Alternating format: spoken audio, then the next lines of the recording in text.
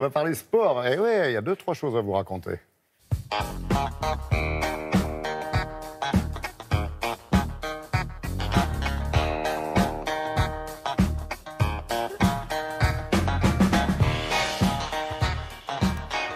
Ah, toujours dans le rythme, toujours en forme. Grégoire Tournon qui vient nous parler de l'actualité sportive. Dites donc, en football, c'est l'ouverture des hostilités européennes pour le club parisien, le PSG. Exactement. Début de la campagne européenne, ce sera le premier match ce soir, ce sera à Liverpool. Liverpool qui est quand même vice-champion parce qu'ils ont perdu en finale la saison dernière.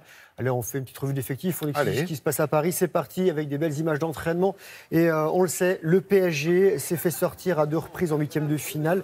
Et on ne crie plus haut et fort à Paris qu'on veut remporter cette Ligue des Champions. Plus prudent, on dit désormais qu'il faut aller le plus loin possible. Ce sont les mots du président du club parisien. Mais le trio, Neymar, Mbappé, Cavani, rêve bien sûr de la coupe aux grandes oreilles. Et depuis son retour dans cette compétition en 2012, Paris n'a jamais perdu son premier match. Il a remporté les 5 premières rencontres de la saison en Ligue 1 et n'a laissé échapper qu'un seul trophée domestique depuis 2015. Bon, le PSG a déjà rencontré Liverpool à 2 reprises. C'était en 97, une victoire, une défaite. Le groupe est prêt avec son nouveau coach, mais selon les dires de Thiago Silva, on ne sait pas encore qui va jouer ce soir. Donc on saura ça dans quelques heures. Il y a des supporters des Parisiens là, qui sont juste derrière les caméras. Oui, on en a quelques-uns dans le studio. Il n'y aura pas que les paris à suivre. Il y aura aussi Monaco qui joue face à l'Atlético Madrid. Donc on suivra bien sûr tous les résultats. Voilà, mais ils m'ont piqué l'équipe que je voulais vous offrir parce que la une est très belle. C'est une surprise. On en parlera certainement avec Patrice Romden tout à l'heure après le journal de 7h. Du foot encore, mais un ton en dessous, si je peux le dire. Avec des buts, cette fois-ci, avec de la Ligue 2 et des buts messins, donc des buts de Metz, parce que comme ça, il faut bien traduire ce que je viens de dire. 7e journée de Ligue 2 et 7e victoire de Metz sur la pelouse de Béziers. Tout s'est joué dans les 20 dernières minutes. Nguet a ouvert le score à la 68e. Les Héroltais égalisent par Abid. C'est son premier but chez les pros. Metz qui va reprendre l'avantage par Diallo, meilleur buteur du championnat avec 9 réalisations depuis la reprise. Et Rivière fait le break. 3-1, ce sera le score final. Les Lorrains sont en tête devant Lorient et Lens. Les basketteuses de l'équipe de France achevaient hier à Antibes leur longue préparation pour le mondial en Espagne qui débutera ce week-end.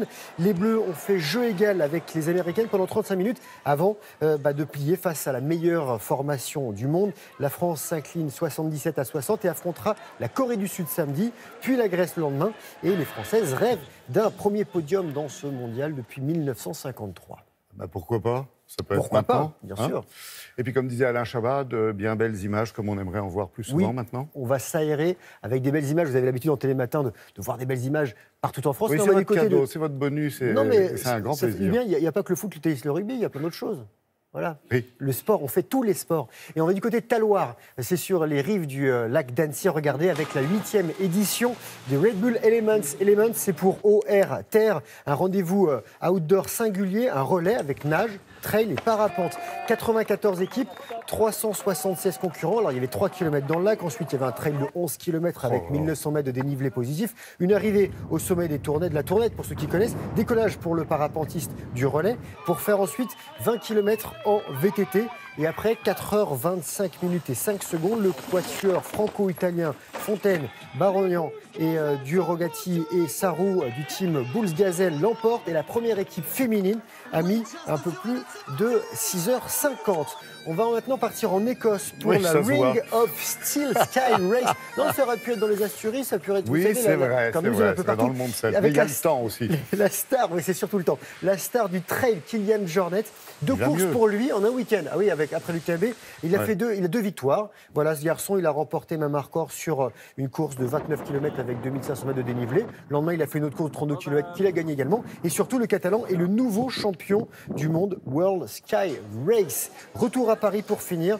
Dimanche, c'était la journée sans voiture et certains ont sorti leur roller. 2000 patineurs ont participé à la 2e édition du Massif Paris Roller Marathon. 42 km avalés en 1h07 minutes et 53 secondes pour le Belge Bart Swings qui a roulé donc à près de 37 km/h, le voici.